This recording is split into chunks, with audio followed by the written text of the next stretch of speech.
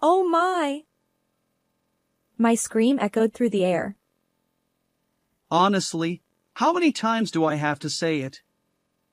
When the glass is empty, pour the beer right away. Oh dear, the glass is broken. Isabella, clean it up quickly.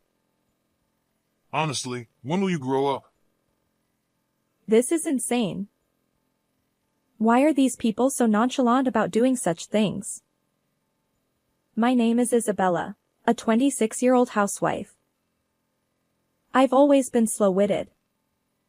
From the moment I entered elementary school, I realized I was falling behind. I was scolded by teachers countless times. Why couldn't I do such simple things? My parents are neither particularly enthusiastic about education nor completely neglectful. When my test scores were poor, they'd say, "Do better next time," and when it continued, they suggested, "How about going to a cram school?" I tried attending a cram school once, but the teacher's pace was too fast for me to keep up. Gradually, I became reluctant to go, and I started spending time at the park instead. However, I was soon caught when the cram school contacted my parents because I hadn't been showing up. I ended up quitting the cram school.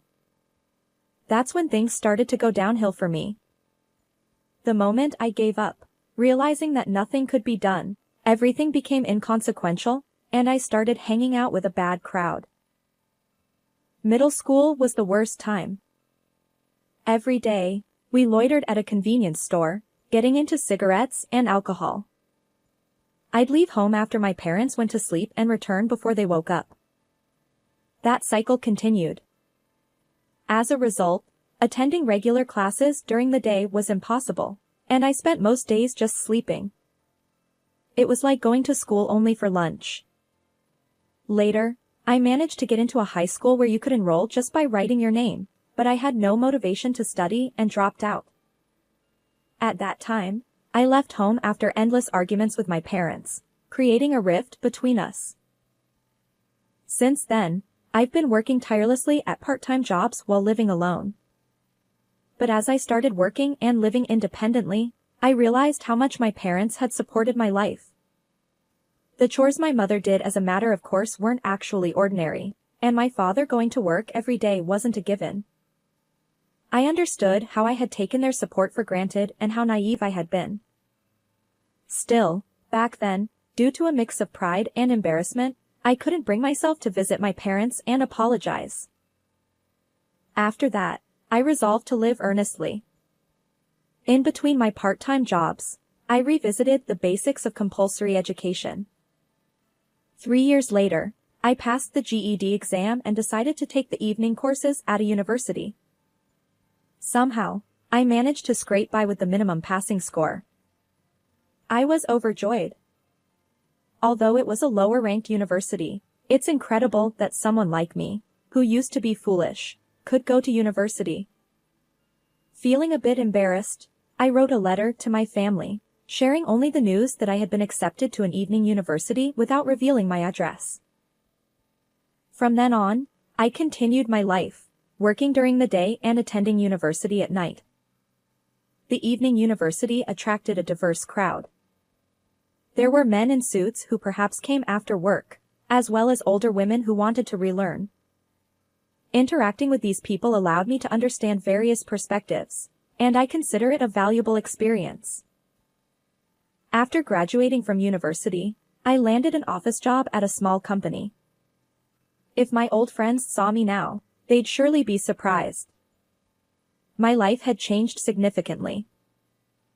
And my life took another turn. A meeting with Michael. Michael was a senior colleague at the same company. He was the one who taught me the ropes when I joined. Eventually, he started inviting me out for meals, and our relationship naturally blossomed. 3 years later, he proposed, and we got married. He wanted me to focus on our home, so I decided to leave my job. I never dreamed that the rebellious girl I once was would end up leaving her job for marriage. When it came to informing my parents about the marriage, I could only do so through a letter. After all, we had parted ways in a heated argument back then, and I feared they might no longer care about me.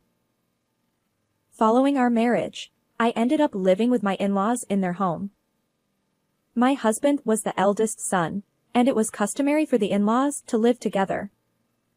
During the marriage introduction, I didn't have a negative impression of my in-laws, and there was a part of me that craved family love, so I agreed to cohabitate without much thought.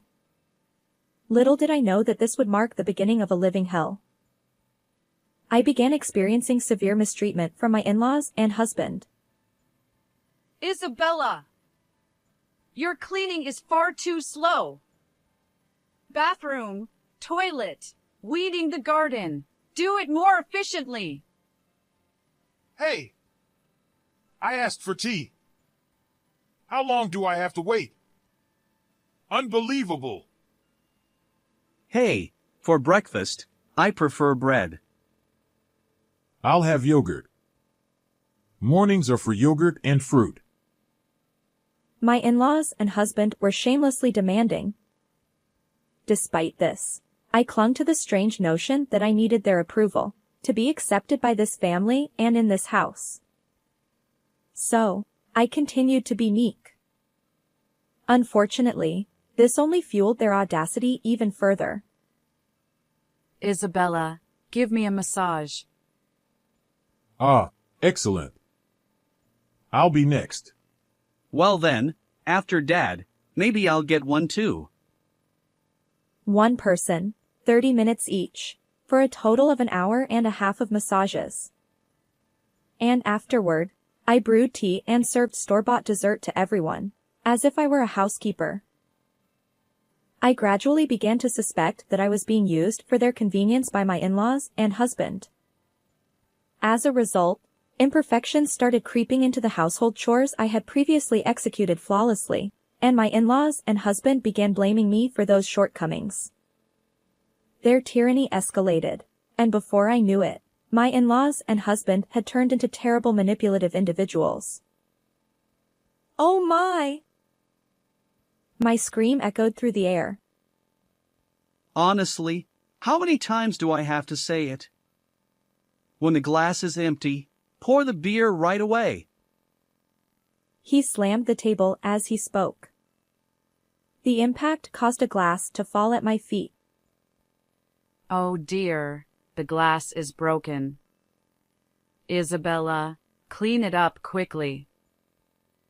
Honestly, when will you grow up? This was madness.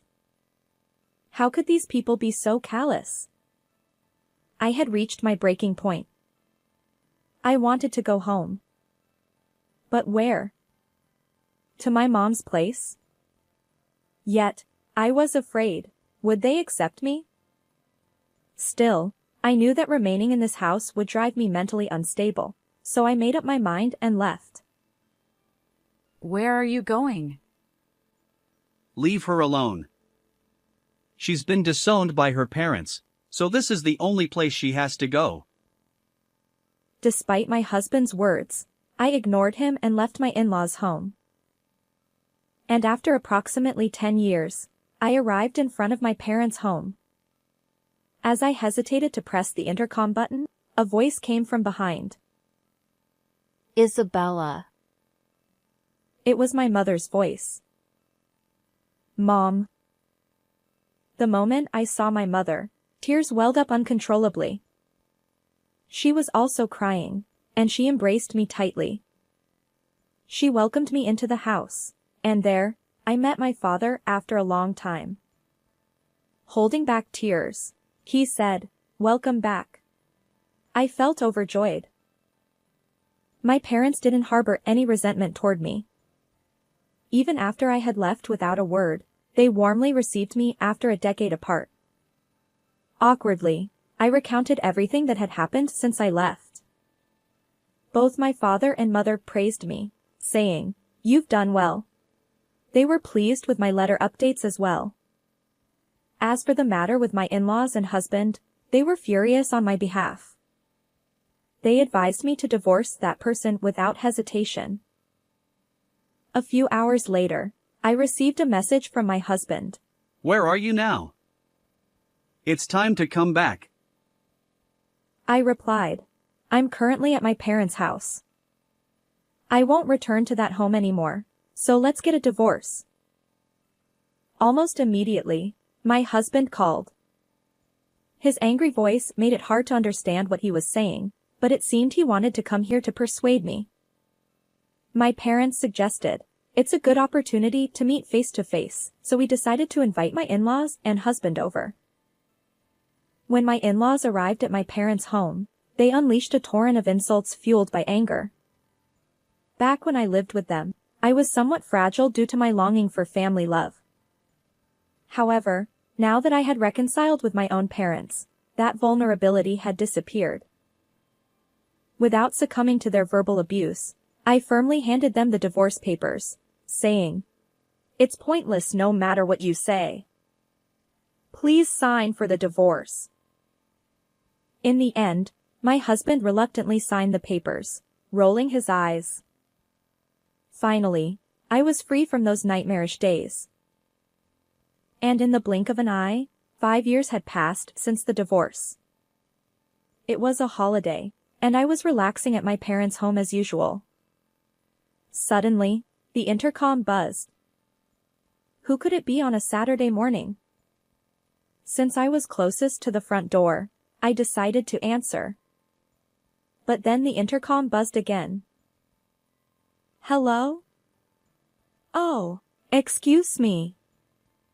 Wait, what? When I opened the door, there stood my ex-husband and in-laws, the same people I had parted ways with 5 years ago. Why? How? My ex-husband grinned and said, Hey there! You doing well? I figured you'd calm down by now. I'll forgive you, so come back, ha! What are you talking about? My shout drew my father's attention, and he joined me at the entrance. He, too, was surprised by their presence. My ex-husband continued smirking. You're probably still a lonely single woman, right? We'll take you back. And then my ex-father-in-law, audaciously, chimed in. Grandmother needs care too. Let's discuss the future. Their nonsensical statements made me burst into laughter. Impossible. Why are you laughing? My ex-father-in-law snapped. Exactly. How dare you, a lowly woman, be so cheeky? My ex-mother-in-law chimed in. I replied.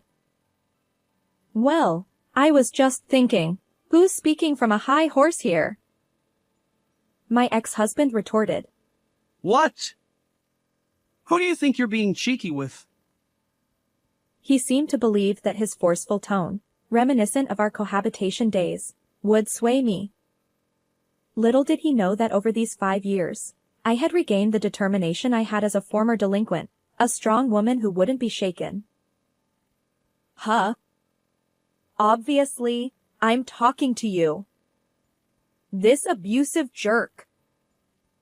My ex-husband and in-laws stuttered, taken aback by my intensity.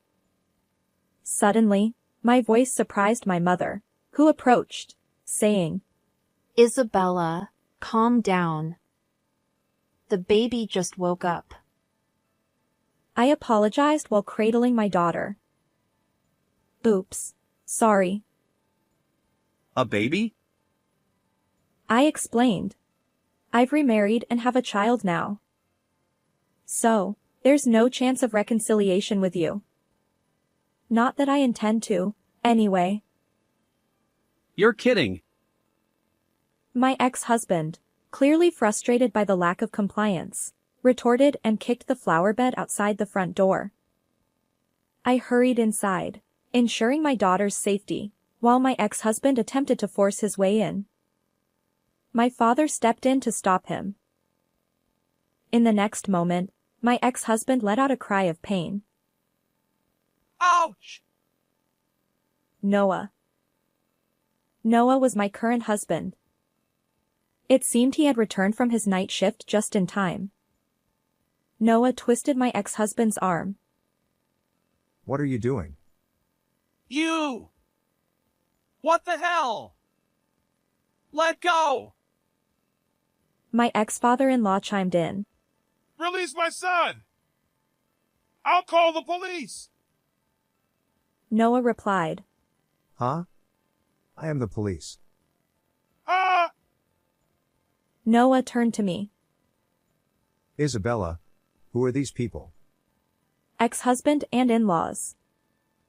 They suddenly showed up, trying to force a reconciliation. When I resisted, my ex-husband got angry and kicked the flower bed. Wait, hey. You don't need to explain so clearly. Noah declared. They're completely out of line. I'll call for backup. This is ridiculous. Soon after, a police car arrived, and my ex-in-laws and ex-husband were taken away. The neighbors watched like curious onlookers, and my ex-in-laws and ex-husband hung their heads in embarrassment as they got into the police car. And the reason my ex-in-laws and ex-husband visited me was as follows. It turns out that they had been squandering Michael's grandfather's inheritance and grandmother's pension, indulging in gambling and a life of luxury. However, when his grandmother's health deteriorated, and she needed care, her pension was being used to cover the costs of her care facility. So, they decided to call me back and try to take advantage of my family's wealth. They probably assumed that if they shouted at me, I would comply with their demands. They completely underestimated me. Upon learning that I had remarried a police officer, my ex-in-laws and ex-husband likely decided never to involve themselves with me again. By the way, let me share how I ended up marrying a police officer. During my evening university days, I became close friends with a woman in her 50s who was in the same seminar. Even after graduation, we continued to meet up for drinks regularly. After my divorce from my ex-husband, she suggested that I meet her nephew, Noah. We hit it off, and that's how we ended up getting married. Life is unpredictable, and I never imagined finding happiness through such connections and bonds. Moving forward, I plan to enjoy each day while nurturing a good relationship with my husband, parents, and watching my daughter grow. How did you find this story? Don't forget to subscribe to the channel. See you in the next video. I am Luna, 32 years old, living with my husband and son. I joined the company as a new graduate and have been working there for 10 years now. When I gave birth, I took maternity leave, but I returned to work immediately after my son turned 1, and I continue to work vigorously in a sales position. Thanks to my hard work, I am on the verge of a promotion, and recently, work has become even more enjoyable. On the other hand, my husband, who is 3 years younger, has been restless and changing jobs even before we got married. He aims to start his own business someday, believing that to become a future entrepreneur, it's essential to gain skills by working in various companies rather than staying in one place. However, when I look at my husband's current situation, his salary decreases with each job change. I have doubts about whether he is truly improving his skills. Despite that, I felt it was my responsibility to support our household while encouraging my husband's dreams. I wanted to believe in his potential. However, my husband betrayed me. He used an unthinkable method to trap me. During the first couple of years of our marriage, my husband and I got along well. Our life wasn't easy due to his unstable job, but spending time with my husband dreaming about building our own home and traveling abroad was enjoyable. However, things changed after I gave birth to our son. My husband became noticeably cold towards me. Looking back, perhaps he hadn't changed much himself. It was having a child that made me realize his true nature. While my husband had never been keen on household chores, he particularly disliked childcare. When I was on maternity or childcare leave and stayed at home, things were manageable. But once I returned to work after my childcare leave, my days became a whirlwind. I woke up early to prepare breakfast for my family and take our son to daycare. After work, I rushed to pick him up, did the grocery shopping, and prepared dinner. I barely had time to catch my breath. I could have used an extra pair of hands. Yet, my husband seemed oblivious to my struggles. Despite having more free time than I did, he adamantly refused to take our son to daycare. When I asked him why, he said he didn't want to be perceived as someone with too much free time if he did the school run as a father. I tried to convince him that it's perfectly normal for men to be involved in parenting these days. In fact, I saw plenty of fathers in suits doing school drop-offs at the daycare. However, no matter what I said, my husband remained stubbornly resistant. Avoiding arguments, I eventually gave in. Balancing work, household chores, and childcare was tough for me, especially with early mornings and overtime at the office. But I persevered for the sake of our family.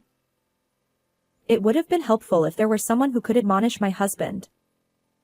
Unfortunately, the only person he fears, my father-in-law, is currently away on a business trip. My father-in-law always praised me for balancing work and household chores, understanding the demands of my job. Even when my pregnancy was confirmed, he advised my husband, Take good care of Luna. However, shortly after our son was born, my father-in-law was transferred far away. My mother-in-law stayed behind in our hometown. Unfortunately, unlike my father-in-law, she dotes on her son excessively and only takes my husband's side, so I couldn't rely on her at all. With her extensive experience as a homemaker, my mother-in-law didn't seem pleased that I continued working after giving birth. Additionally, she must have been bothered by the fact that her own son kept changing jobs without making significant progress. It seems she felt frustrated that I, as the daughter-in-law, achieved more in my career. Every time we met, she made snide remarks about me prioritizing work over my roles as a wife and mother. While she surely knows that my work contributes to our current lifestyle, she still criticized me. Eventually, she started saying absurd things like how it's pitiful to leave my child at daycare until late or that I should quit my job altogether. Perhaps my mother-in-law's idle time during my father-in-law's business trips fueled her behavior. She would casually drop by our house, deliver her barbs, and leave. Although I felt unfairly blamed, I resigned myself to the fact that some people with outdated views might never understand. Unfortunately, my husband seemed to resent my professional success. When I received a raise for my efforts, I excitedly shared the news with him, hoping for at least a congratulatory word. Instead, his response was a dismissive, Oh, really? "It hurt." As time went on, my husband's attitude worsened. He started berating me, saying things like, Don't get too full of yourself just because you're earning a bit more. The constant criticism from my husband and even my mother-in-law left me questioning why I was working so hard every day. I began regretting my decision to marry him. To make matters worse, my husband's late nights became routine. Despite working at a factory where he should have regular hours, he often returned home well past midnight. When I asked him why, he always claimed it was work-related. I didn't believe that could be true, but whenever I tried to inquire further, he'd become irritable. So I refrained from pressing the issue, but I couldn't help feeling suspicious about his unnatural behavior. And then, finally, an incident occurred. One evening, my mother-in-law suddenly dropped by our house unannounced. While her impromptu visits were nothing new, that particular day left me feeling utterly drained. You see, earlier in the day, there had been a daycare sports event, and I had worked late, waking up early to prepare lunch boxes. I was exhausted and had planned to go to bed early, especially since an important business meeting awaited me the next morning. My son, worn out from the sports event, had already dozed off in his bedroom after dinner. However, with my mother-in-law's arrival, I couldn't simply retire for the night. Determined, I dragged my tired body to the kitchen to prepare some tea. However, at that moment, my husband suddenly grabbed my arm tightly. Surprised, I looked at his face. You must be tired, so I'll take care of it. My husband rarely steps into the kitchen, so I was taken aback. Normally, he insists that I handle everything, cooking, cleaning, and more, no matter how exhausted I am from work. Perhaps he wanted to impress my mother-in-law. I thought it was probably just empty words, so I ignored him and headed back to the kitchen. But my husband wouldn't let go of my arm. This time, with a stern tone. Just sit down and rest. He forcibly seated me on the sofa. I felt trapped. If I allowed my husband to make tea for me, I knew my mother-in-law would have something to say. Surely, she'd criticize me for being a demanding wife. However, to my surprise, even my mother-in-law chimed in. Luna, it's okay to sit. She gently held me down and smiled. While I conversed with my mother-in-law, my husband went into the kitchen and started brewing tea. Something is amiss. There's no way both of them suddenly had a change of heart. What's going on today? As I pondered my suspicions, my husband approached with a teacup on a tray. Well, have some tea. He placed the cup in front of me, smiling. I thanked him while keeping a close eye on his behavior.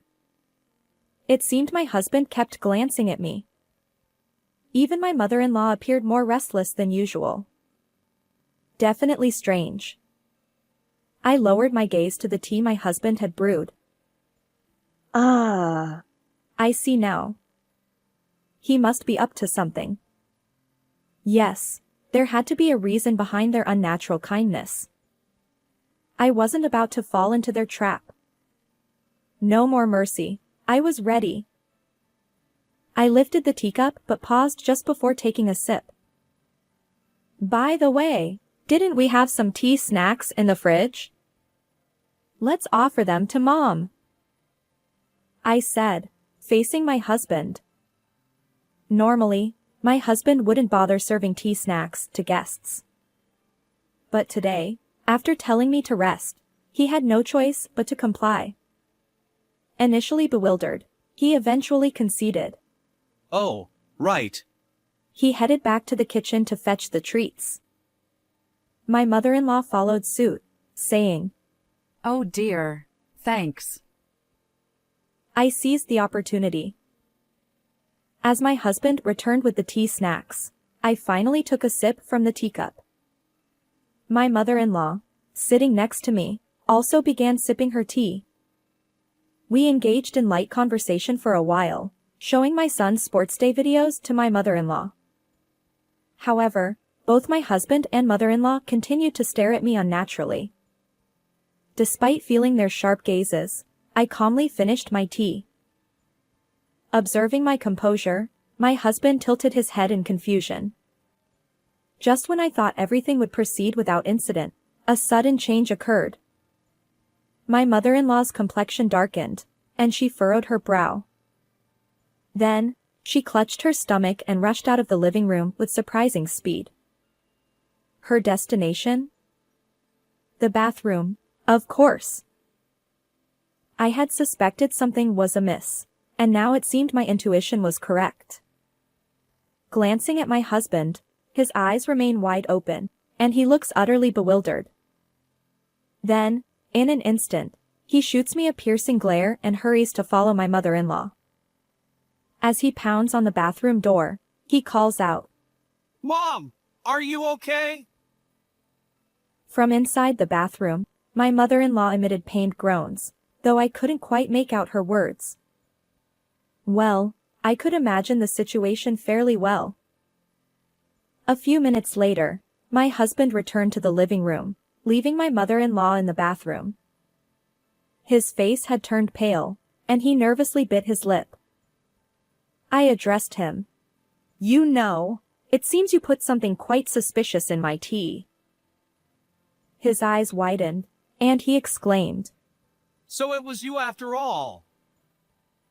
I chuckled and replied. No, no. It was you, wasn't it? Since the tea you served me seemed incredibly dubious, I discreetly swapped it with your mom's. My husband spat out. You're a terrible wife. Suspecting me. I couldn't help but burst into laughter. Well, who's worse, really? I retorted. You probably spiked it with laxatives or something. The strange powder clinging to the rim and inside of the teacup gave it away. Indeed, there was a faint white powdery substance on the cup. If my husband were someone who regularly brewed tea, I might not have been suspicious. But he never did any household chores, and my mother-in-law believed it was only natural to boss me around. The fact that both of them went out of their way to make me rest was highly unlikely. So, I had been carefully observing my husband's actions and the tea he served. My husband's ill-conceived plot was exposed, and he confessed everything. However, the motive behind his attempt to spike my drink with a laxative was so trivial that it left me utterly bewildered. Apparently, upon learning that I had an important business meeting the next day, he conspired with my mother-in-law to sabotage my work. If their plan had succeeded, I would have either cancelled the meeting due to illness or found myself repeatedly rushing to the bathroom during negotiations with our client. Such a situation could have negatively impacted my professional reputation at the company. Yet, tampering with someone's beverage is undeniably a criminal act. Why would both my husband and mother-in-law go to such lengths to undermine me? I find their actions pitiable. After being completely exposed and defiant, my husband glared at me. If anything happens to Mom, I'll demand compensation. But I retorted. What are you talking about? You're the one who should pay compensation. I chuckled and added. I know you've been cheating all along. His expression froze in an instant. Despite having plenty of free time, he always claimed to be busy with work, returning home late. Even on his days off, he'd go out alone, leaving almost no time for family. When he was home, he'd be glued to his smartphone. Suspicious of his infidelity, I hired a private investigator to track his actions. The results were as expected. My husband had been deceiving me. He pretended to be single at a mixer, got close to a young woman, and spun tales about upcoming business ventures. She, fresh out of school and naive, fell for his lies. Later, my husband tried to justify it, claiming that dating a younger woman boosted his confidence. I could almost picture him puffing up, bragging about his future as a CEO. But if he had that much free time, he should have put more effort into achieving his goals. Instead, it seemed my husband, like a spoiled child, was chasing an impossible dream of entrepreneurship. Surprisingly, my husband, caught in his infidelity, turned pale and froze. I looked him straight in the eye. Let's get a divorce. You'll pay alimony, of course, and child support. His defeated response was, Fine, whatever. But then he tried to assert himself. Just so you know, if we divorce, I'll take half of our savings. I know you've been secretly hoarding money. I chuckled and sighed. You won't get a share of my assets. Most of the remaining savings are from when I was single. The pre-marriage savings aren't subject to division. He retorted. What? That can't be true. Besides, you've been earning lately. I decided to enlighten him. The recent earnings have mostly gone toward living expenses since you contribute very little. His face fell. Then I added, by the way, Every piece of furniture and every appliance in this house was bought with my money. So don't even think about taking them when you leave. This house is in my name, so please gather your belongings and leave. As my mother-in-law emerged from the bathroom looking defeated, I told her, "I'll be informing your husband about this." She pleaded, Please. Don't tell him. but I didn't hesitate. I contacted my father-in-law. Naturally, he was furious, and my mother-in-law was handed a swift divorce. Afterward, realizing that he couldn't expect any share of the assets, my husband finally understood his predicament. Despite pleading with me, saying he didn't want to separate and that he couldn't live without me, his apologies now hold no sway over my feelings. I hired a lawyer, and the divorce with my husband was finalized successfully. I claimed substantial compensation for emotional distress and child support. Due to his low income, my husband couldn't pay the compensation in one lump sum, and he ended up burdened with significant debt. But the punishment meted out to him wasn't limited to that. Since I filed a police report about the laxative incident in my tea, both my husband and mother-in-law were convicted of assault. Although they received probation, they now share a criminal record. In the end, my husband was also rejected by his affair partner, and he works tirelessly day and night to repay his debts. Meanwhile, my mother-in-law, abandoned by my father-in-law, leads a miserable life in poverty. They tried to undermine me with baseless jealousy, but they reaped what they sowed. On the other hand, my recent business negotiation was a great success, and I was promoted to lead the sales team. I moved out of the apartment I shared with my husband and rented a new condominium. Now, my son and I live happily together. Although my first marriage ended in failure, I'll continue working diligently and ensure my happiness. Farewell, everyone. How did you find this story? Please consider subscribing to the channel. Until next time, take care.